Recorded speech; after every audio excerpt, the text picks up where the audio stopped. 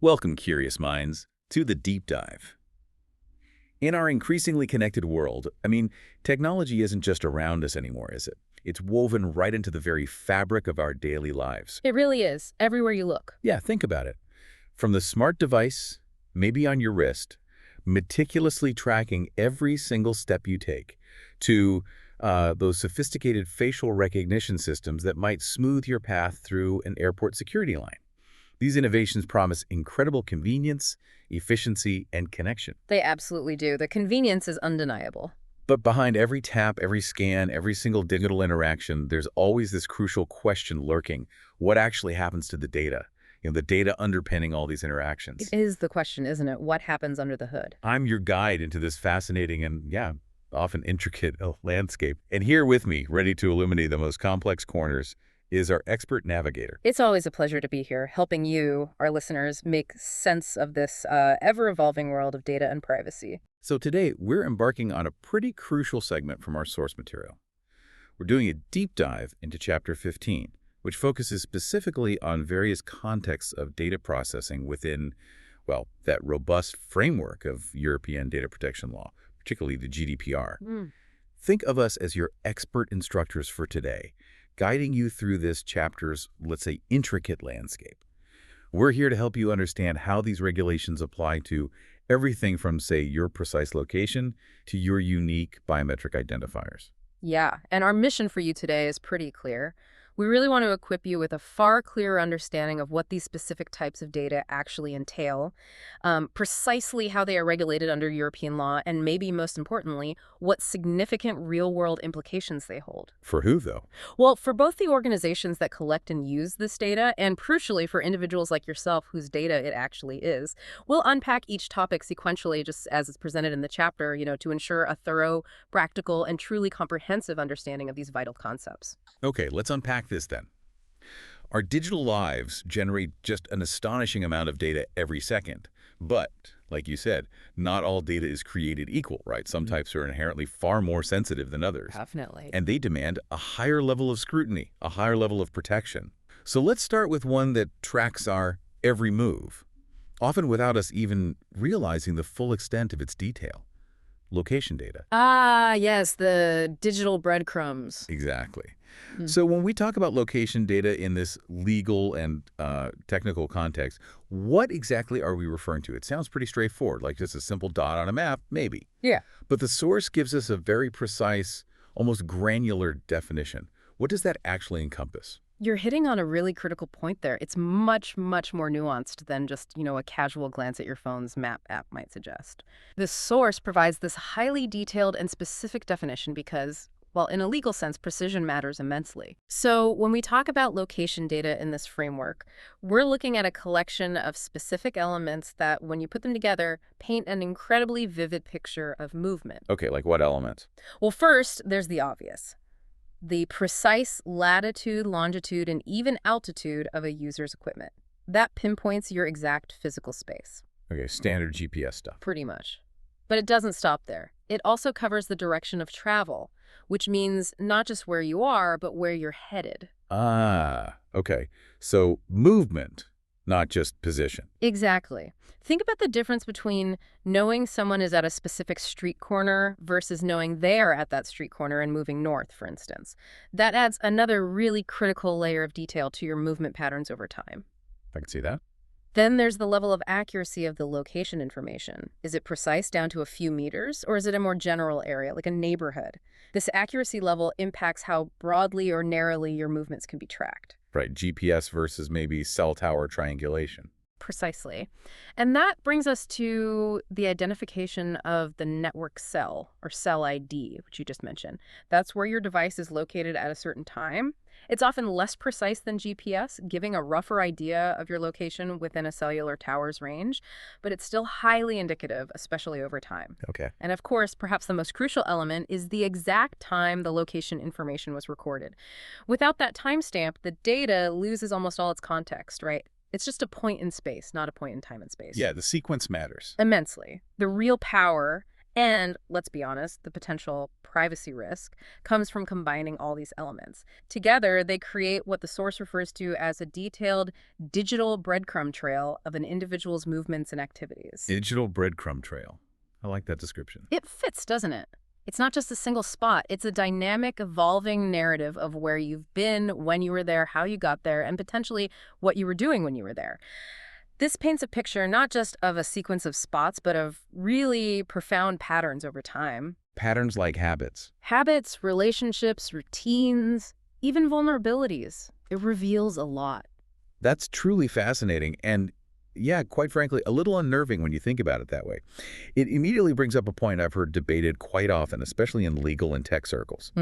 This idea that the content of a communication, say, the actual words spoken in a phone call or typed in a message, requires far greater legal protection than what's often dismissed as just metadata.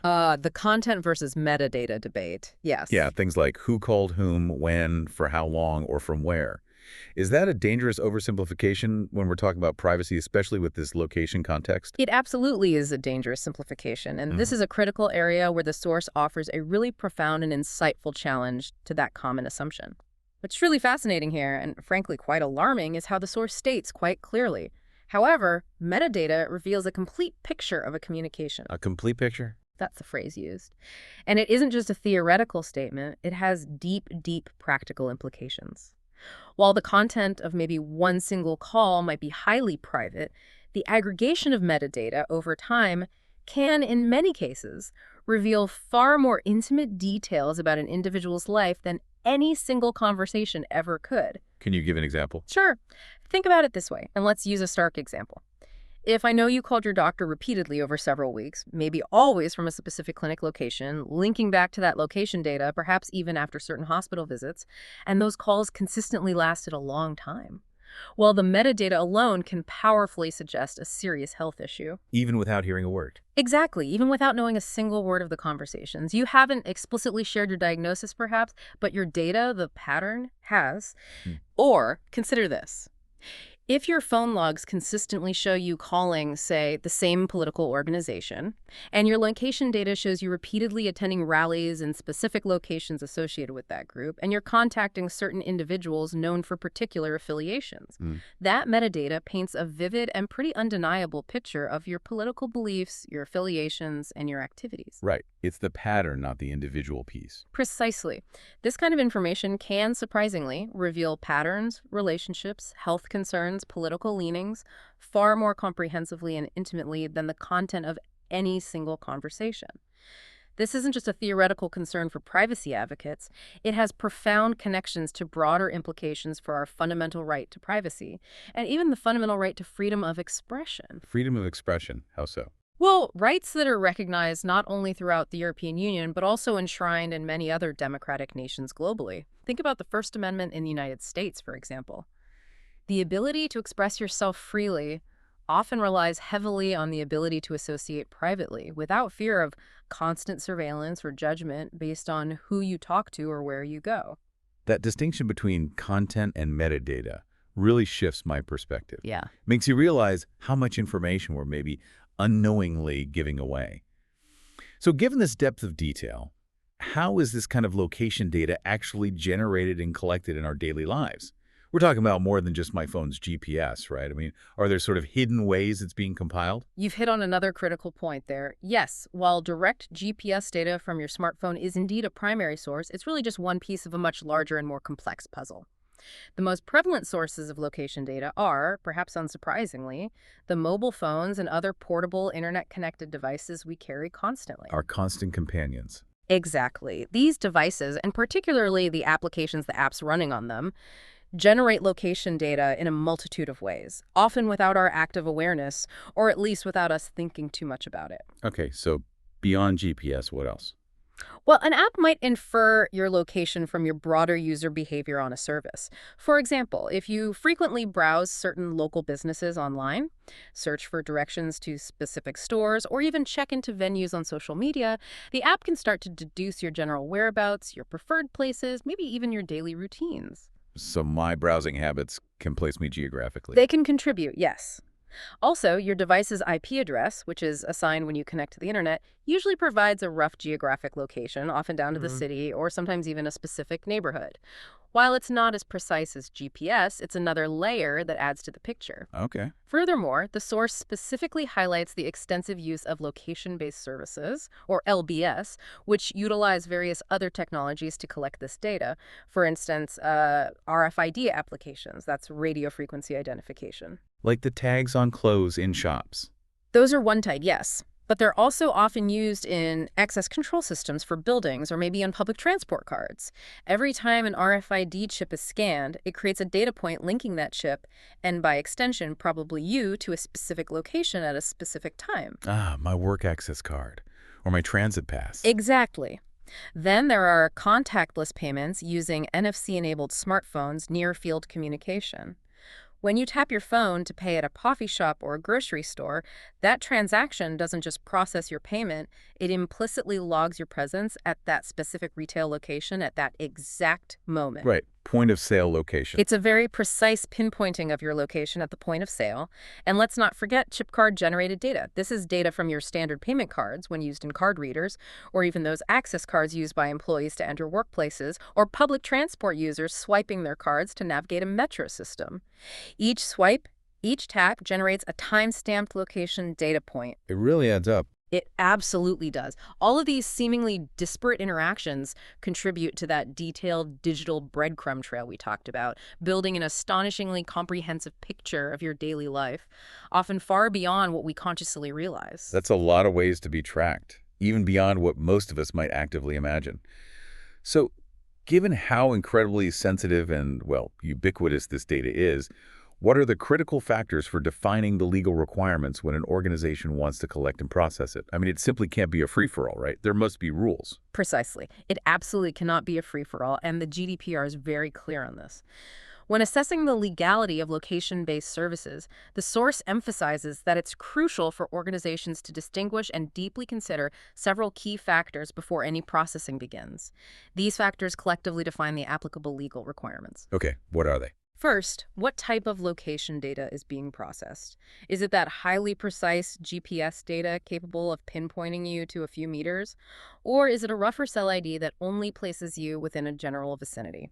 The level of granularity matters significantly for privacy impact. Makes sense. What else? Second, and perhaps most importantly, for which purposes is it going to be processed?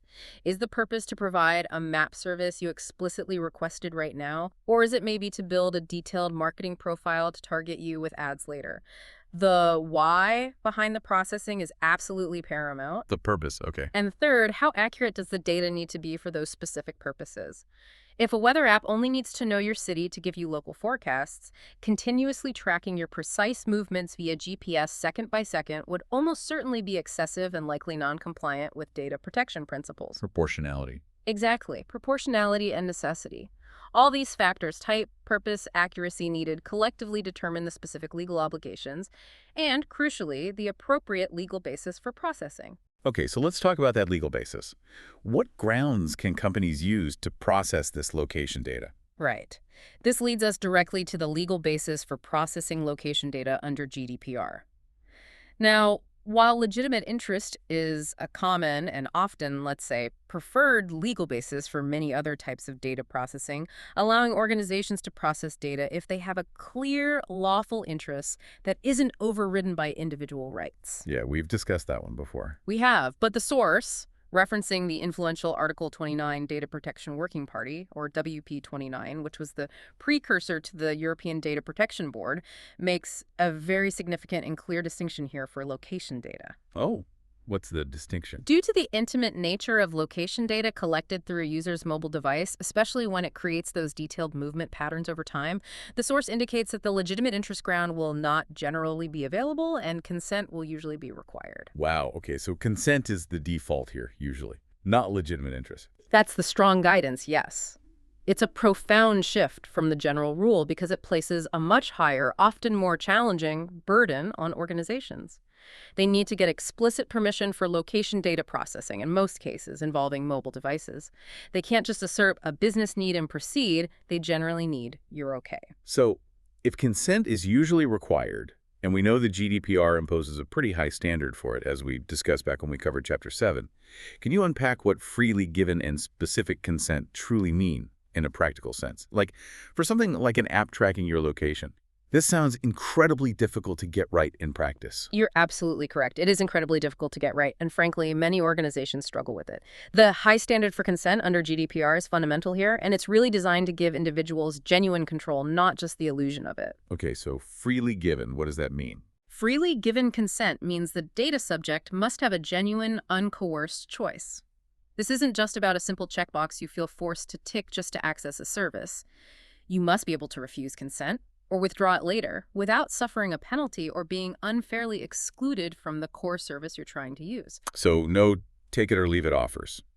Generally, no, not if the consent isn't necessary for the core service. A very common pitfall here is what's known as bundled consent. For instance, if an app forces you to accept location tracking for, say, marketing purposes, just to be able to use its basic messaging function, something unrelated to location, that consent is generally considered invalid because it's not freely given. You're being cornered. Right, I have to agree to tracking to use the unrelated main feature. Exactly. The GDPR effectively enshrines the position that consent shouldn't be conditional on accepting terms that are not absolutely essential to the core service being provided. It's about empowering the individual, not backing them into a corner. Okay, that's freely given. What about specific? Specific consent means offering users the ability to consent to particular types of data processing rather than just one single, broad, all-encompassing consent for everything listed in a lengthy, often impenetrable privacy policy.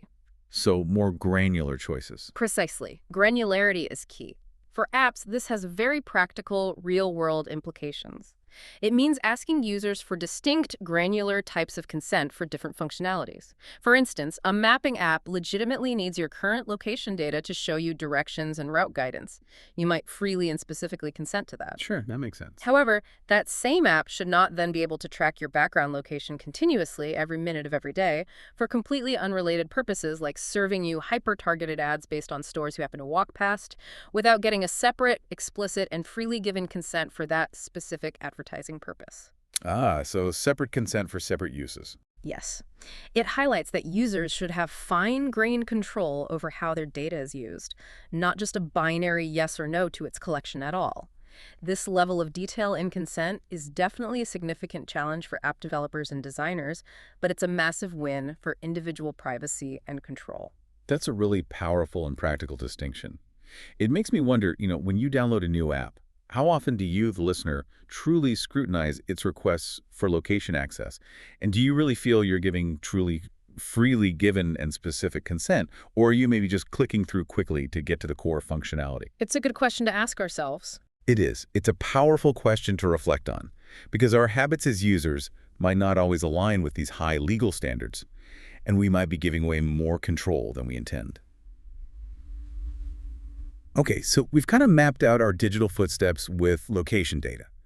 But what about the basic details that define who we are to these services? Let's quickly shift our focus from where we are to who we are. Let's talk about that foundational element, subscriber data. It sounds pretty fundamental, but what exactly does the source define it as? Yeah, subscriber data is defined quite concisely and straightforwardly in the source. It generally constitutes the name, contact details, and payment information. Okay, so name, contact, payment info. The basics. Pretty much the basics, yes. In essence, it's the core identification and billing information you provide to a service provider to become a registered user or customer. Seems simple enough. It might appear brief in the source and maybe less complex than location data, but the importance of this data really cannot be overstated. This information is incredibly fundamental because it's the absolute core data necessary for the provision of virtually any modern service. Right, you need it to sign up, get billed, get support. Exactly. You need a name for an account, contact details for customer support or notifications, and payment information for billing. It's really the operational bedrock of service delivery. But its significance stretches far beyond just the technical service provision. This seemingly basic information forms the very foundation of an individual's identity profile in the digital realm. How so? It's the first step in building a comprehensive digital picture of you. It's the ankle point. Okay, I see. So even this basic stuff needs protection. Absolutely. And here's where we can connect it back to those overarching data protection principles we've discussed in previous deep dives. Even for something as seemingly innocuous and standard as subscriber data, principles like data minimization are absolutely crucial. Meaning collect only what's needed. Right. Are organizations collecting only the necessary contact and payment details, or are they asking for more than is truly relevant and adequate for the service provided? For instance, if you're just signing up for a simple email newsletter, does the organization truly need your full home address and your date of birth? Probably not. Probably not. Collecting only the email address in that case would be much more in line with data minimization. Okay. What other principles apply? Then there's purpose limitation. Is this subscriber data being used solely for the original stated subscription purposes, like delivering the service, billing you, or is it being combined with other data for secondary uses? Like marketing. Like extensive market research, unsolicited marketing, or even sharing with third parties, all without proper justification and potentially needing a new distinct legal basis, maybe separate consent again. If the original purpose was just to provide you with a subscription to an online magazine, using your name and address for, say, unrelated political canvassing without separate consent would be a clear violation of purpose limitation. Got it. And accuracy. And of course, accuracy is key. Are your name, contact details, and payment information kept up to date and correct in their systems? The source reminds us that data is considered inaccurate if it's incorrect or misleading, even if it's just an opinion, and organizations should honor explicit requests for correction from individuals. If your address changes, the service provider needs to have a process in place to update that information to maintain accuracy. So keep it minimal, stick to the purpose, and keep it correct. Exactly. And it's critically important to emphasize that even the seemingly innocuous data, like your name, address, and email, can become highly sensitive when it's combined with other data points that might be collected over time. Like combining it with that location data we just discussed. Precisely. Or purchase history, browsing habits, health information, perhaps. This interconnectedness means that even this basic subscriber information needs robust protection and strict adherence to fundamental privacy principles. It's truly the bedrock upon which more complex and potentially revealing data profiles are built, making its careful handling absolutely paramount. So don't let its basic nature fool you. This seemingly simple information is actually the core identity you present to countless services, making its protection absolutely essential. Okay, speaking of being seen, let's shift our gaze now to something that literally sees us every single day, often without us giving it a second thought. Those omnipresent CCTV cameras. Video surveillance. Yes. Whether they're in shops, on public transport, outside our workplaces, they're everywhere. What are the legal considerations here when it comes to data protection, especially regarding the images they capture of us? You're right. CCTV use is incredibly pervasive, and because it captures images of identifiable individuals, it has significant and direct data protection implications under GDPR. When we analyze the lawfulness of processing for CCTV, the source makes a very practical and, I think, realistic observation.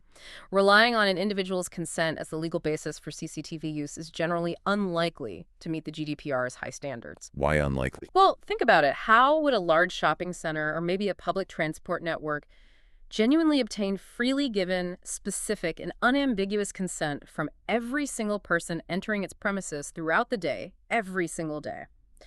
It's simply not practical to do so in a way that truly meets GDPR's stringent requirements for valid consent. Yeah, you can't stop everyone at the door for a consent form. Exactly. The sheer volume and the transient nature of the data subjects, the people walking by, make it nearly impossible to get valid consent that way. So if not consent, what legal basis do they usually use? Therefore, the lawfulness of processing for CCTV would typically need to be legitimized based on other grounds. Most commonly, it relies on the legitimate interest pursued by the data controller or a third party. Okay, legitimate interest again. Like what? This means the organization operating the cameras has a valid, lawful reason to do so, such as ensuring security, preventing crime, protecting property, or maybe ensuring health and safety. It's a broad ground, but importantly, it's not a carte blanche. It's not a free pass. Are there other grounds too? Yes, in more specific cases, CCTV use might be justified as necessary to perform a task carried out in the public interest or when exercising official authority. Think about cameras operated by a public municipality for urban security, or perhaps by law enforcement agencies carrying out their official duties. Okay, so public interest or official authority for public bodies, legitimate interest for private ones, usually. Generally, yes. Now, when an organization relies on that legitimate interest as its legal basis, which is common for private businesses, a crucial and often quite complex balancing exercise is required. A balancing exercise. Between what? The controller, the organization operating the cameras, must diligently verify that the use of CCTV does not override the rights and freedoms of the individuals whose personal data may be captured. This means weighing their legitimate interests, say, preventing shoplifting against the privacy rights of the individuals being filmed. Can you give an example of that balance? Sure, for instance, using CCTV for security in a high-risk environment like a bank, or maybe right at a cash register to deter theft, is generally considered a justified use.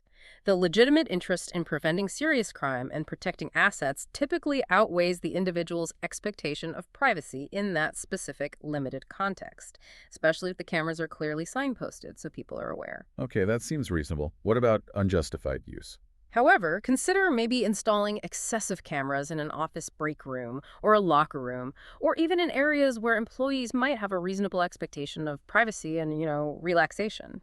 Without a clear, compelling, and proportionate necessity, such surveillance might be seen as disproportionate and potentially unjustified. Because it infringes too much on privacy. Exactly. It Right. could infringe on employees' reasonable expectation of privacy in a common or even private area within the workplace. The Balancing Act requires careful consideration of the specific context, the actual invasiveness of the surveillance, and the legitimate reasons behind it. Is it really necessary and proportionate? And different countries might have different rules too. That's also important. It's important to note that member states can, and often do, introduce specific national legislation related to video surveillance. This can lead to variations in implementation and sometimes even stricter rules across the EU. So an organization must always consider both the overarching GDPR and any specific local laws. That's a good distinction. So it's really about necessity and proportionality. But beyond just capturing images, some surveillance gets even more personal, delving into our unique biological identifiers. This brings us to biometric data. Ah, yes, biometrics. This sounds like it needs even stricter rules, given its very personal nature. How does the GDPR treat something like, say, facial scans or fingerprints? It absolutely does require much stricter rules, and this is where the GDPR truly takes a firm stand and puts up higher walls. Biometric data falls within the special categories of personal data under Article 9 of the GDPR. Special categories, that means extra protection, right? Exactly. It means it receives a higher level of protection than regular personal data like your name or email address. Its processing is generally prohibited unless one of a limited set of explicit exceptions applies. Okay, prohibited unless there's an exception. But what is biometric data under this rule? Is any photo of me biometric? That's the crucial distinction, and it's highlighted by the source because it's often misunderstood. Here's the key. For biometric data to be included as a special category, the purpose for which the biometric data is being processed must be for uniquely identifying a natural person. Ah, so it's about the purpose of the processing, not just the data type. Precisely. This is a core point that cannot be overstated. It's not merely the type of data itself, for example, a photograph of a face, but its intended purpose that determines if Article 9, with its special category status and stricter rules, applies. Can you clarify that? Sure. If a photo of your face is being processed, but not for the specific purpose of uniquely identifying you by comparing it against a database, Article 9 might not apply directly. Maybe it's just on an ID card for visual check.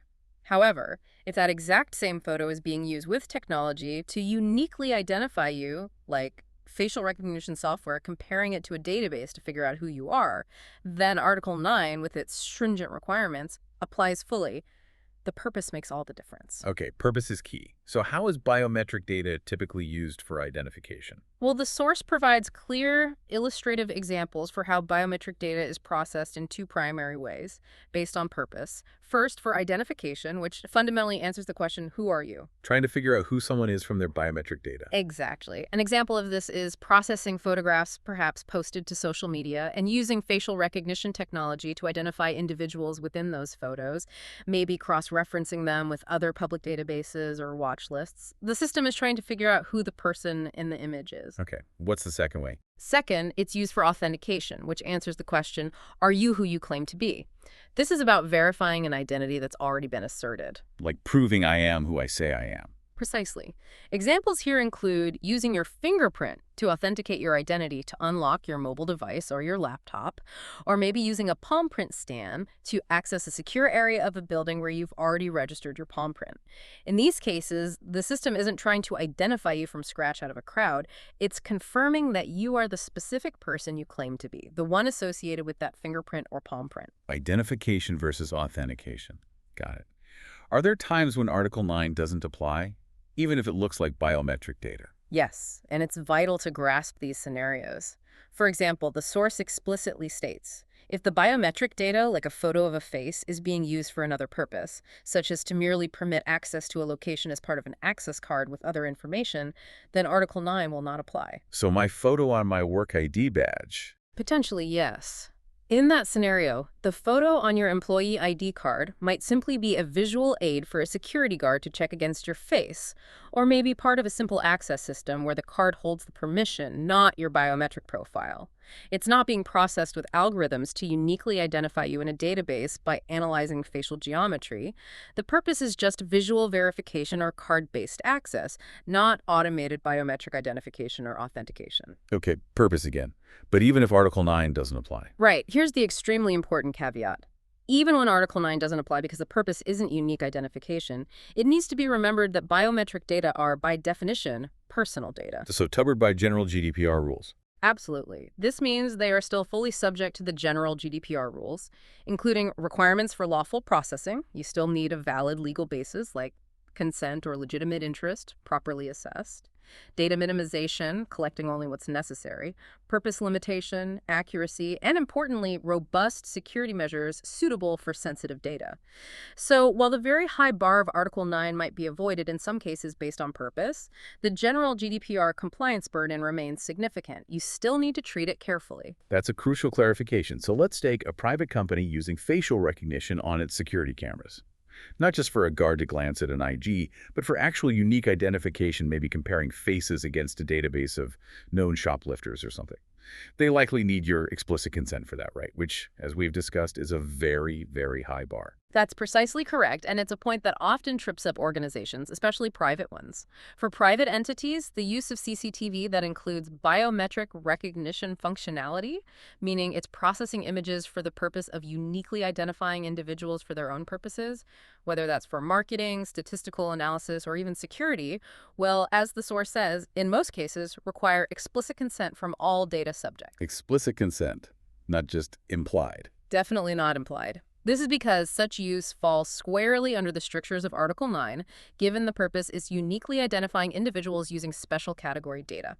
And let's just reiterate what explicit consent means in practice. It's not passive. It has to be a clear, unambiguous, affirmative statement or action from the individual, specifically for that particular processing purpose. So just putting up a sign saying, by entering you consent to facial recognition, that doesn't cut it. No, that simply does not meet the standard for explicit consent under GDPR. Individuals would need to actively opt in, ideally with something like a clear signature or a specific digital confirmation, fully understanding what they are consenting to, why, and how they can withdraw that consent.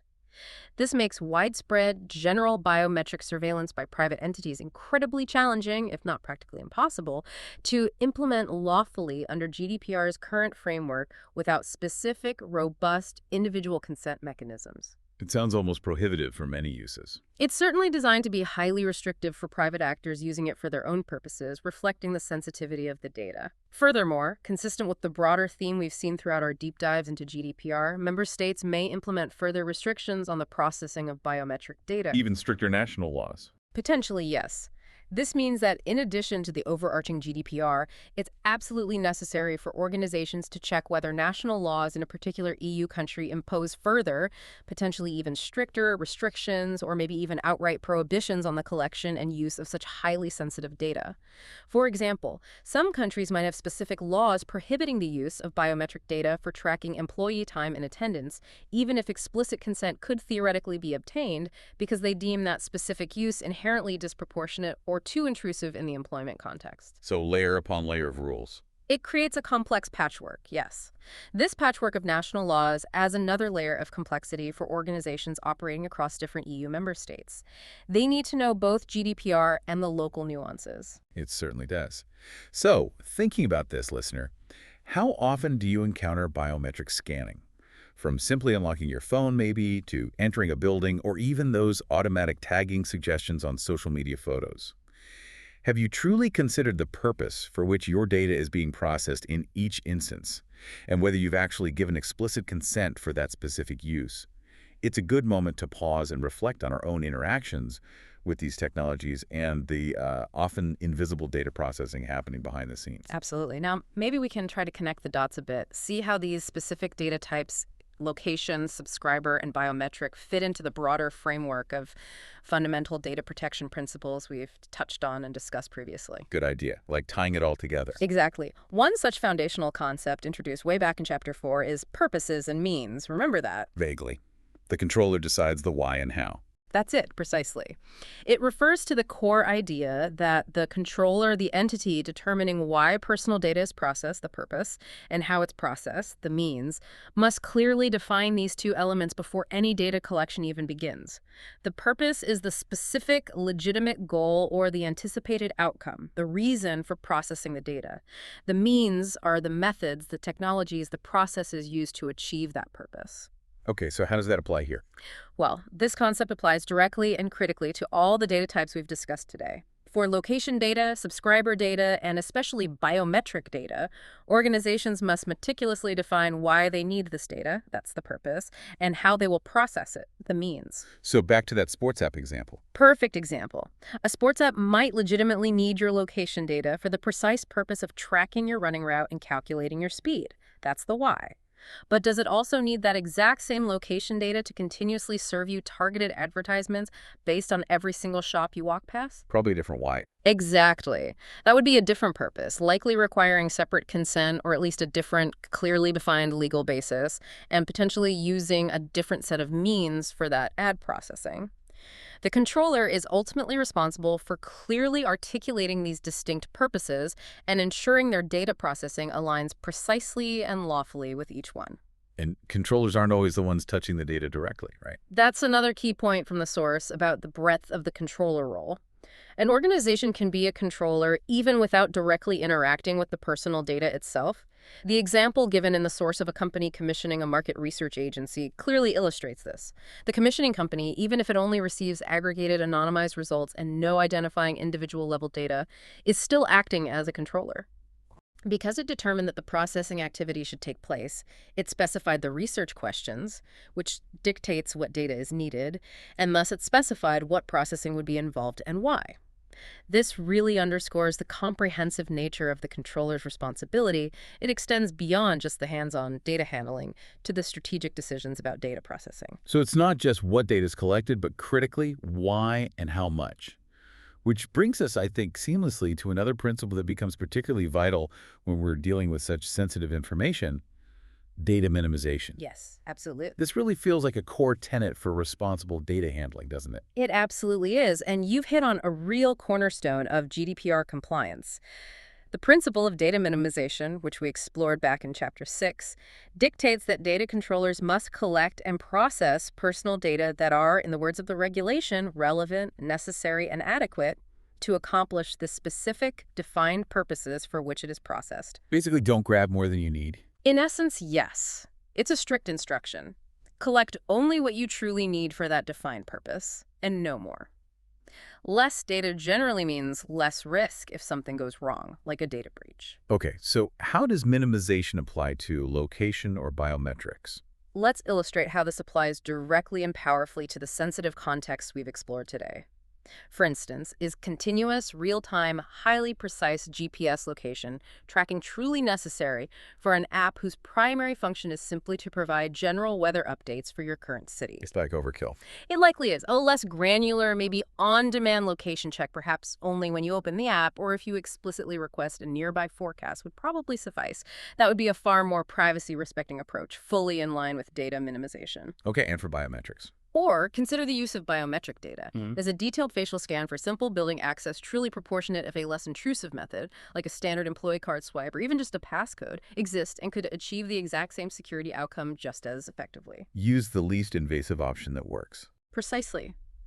The Spanish Data Protection Authority, for example, as mentioned in the source materials related to Chapter 6, has famously deemed the use of facial recognition for student identity validation in online assessments disproportionate when less intrusive, yet equally effective alternatives were readily available. This isn't just about what's technically possible, it's about a fundamental privacy principle. Organizations must actively assess if the least privacy invasive method is being employed to achieve their stated purpose. If you can achieve your goal with less data or less intrusive methods, you must do so under GDPR. That's a strong requirement. And what about transparency? Letting people know what's happening. Hand in hand with data minimization comes the vital importance of transparency. This is another core principle covered extensively in Chapter 8 and also mentioned in specific contexts like employee data processing. For these sensitive data types we're discussing today, transparency means clearly, concisely, and proactively informing individuals about how their data is being processed. What kind of information? Things like what categories of data are collected, for what specific purposes, what the legal basis is, who it might be shared with, how long it will be kept, and what their rights are. The source provides highly practical guidance for privacy notices, recommending the use of plain language, especially when communicating with potentially vulnerable groups like children or in sensitive contexts like medical data processing. The goal is to ensure the information is easily digestible and truly understandable, not hidden in legalese. So no more 50-page privacy policies that nobody reads. Well, the source strongly recommends against relying solely on those. In the digital environment, it specifically suggests using short, layered privacy notices and on-time privacy notices, i.e. pop-up windows, instead of long, dense legal texts. Layered, like a summary first. Exactly. A layered approach allows users to get the key, most important information quickly, like what data is used for what main purpose, and then provides links or options to delve deeper into more detailed sections if they choose. This is absolutely crucial for sensitive data types because it truly empowers individuals to make informed decisions about their highly personal information rather than just clicking agree out of sheer frustration, confusion, or lack of time. If you don't understand what's being collected and why, you can't possibly exercise your rights effectively. Makes perfect sense. Easy access to key info. Finally, let's briefly but importantly touch upon accountability. This is another cornerstone principle coming from chapters 11 and 6.8. It's really the umbrella principle. It holds that it's not enough for organizations to merely comply with data protection rules in theory. They must also be able to demonstrate that compliance with data protection principles in practice. Prove it, don't just say it. That's a great way to put it. It's about embedding a genuine culture of data protection within their corporate DNA, as the source material puts it, making privacy a fundamental part of their operations, not just a compliance checkbox or an afterthought. And how does accountability apply to location or biometric data specifically? Well, this principle applies directly and heavily to the handling of sensitive data like location, subscriber details, and especially biometric data. It means organizations must have clear, documented policies detailing exactly how they handle these sensitive data types, covering everything from collection methods to storage security, access controls, usage limitations, and deletion schedules. Policies and procedures. Exactly. It also entails conducting data protection impact assessments, DPIAs, for processing activities considered high risk, like implementing widespread biometric systems or undertaking large-scale continuous location tracking. These assessments, as we discussed back in Chapter 11, help organizations proactively identify, evaluate, and mitigate potential privacy risks before the processing even begins. It's about building safeguards in from the start, designing for privacy. Being proactive, not reactive. Precisely. Moreover, accountability includes ensuring that all employees who handle this data are fully aware of their responsibilities regarding security and proper handling, as highlighted in Chapter 11's discussion on employee responsibilities. This could mean mandatory training, clear internal guidelines on who can access what data, and established procedures for reporting potential data breaches or privacy incidents. Accountability fundamentally shifts the burden of proof to the organization. They need to be able to show, through documentation, logs, training records, and demonstrable practices, how they've upheld privacy and protected individuals' rights at every single step of the data processing lifecycle. It's not necessarily about being perfect 100% of the time, but about being able to demonstrate due diligence and responsible stewardship of personal data. This deep dive into Chapter 15's content has truly opened my eyes, and hopefully yours too, listener, to the real nuances and complexities of data protection in these very specific, often quite intimate contexts. We've unpacked the specific components and, frankly, the surprising power of location data, understanding how those seemingly innocent digital breadcrumbs can, over time, paint a full, living, breathing picture of our lives. That aggregation is powerful. We've seen the foundational yet still highly sensitive role of subscriber data as the bedrock of our digital identities. And we've grappled with the nuanced, purpose-driven application of rules to biometric data, especially highlighting that critical importance of purpose for triggering the strict rules of Article 9 of the GDPR. And through it all, those recurring themes have resonated pretty loudly, haven't they? The absolute necessity of having a clear, lawful basis for processing any personal data, the very high bar set for explicit consent, particularly when dealing with sensitive data types, the constant imperative of data minimization, ensuring only truly necessary data is collected for the task at hand. Right, and transparency too. Yes, the crucial role of transparency, making sure individuals are fully and clearly informed about what's happening with their data, and then that overarching principle of accountability, where organizations must not only comply, but actively demonstrate that compliance.